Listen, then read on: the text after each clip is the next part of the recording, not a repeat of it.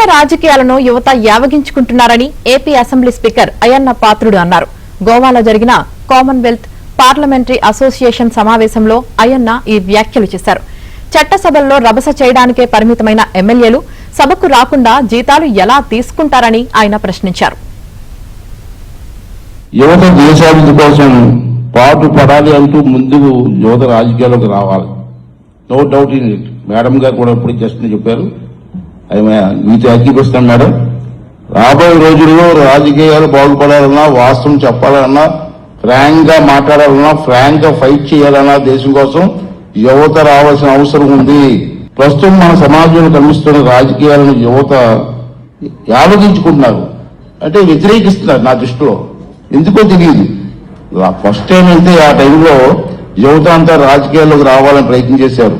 ప్రస్తుతం ఉన్న రోజుల్లో యూత్ రాజకీయాల్లోకి రావడానికి ఇష్టపడటం లేదు. ఎమ్మెల్యే సభకు రారు, నాట్ కమింగ్ టు అసెంబ్లీ అండి, బట్ దే టేకింగ్ శాలరీస్.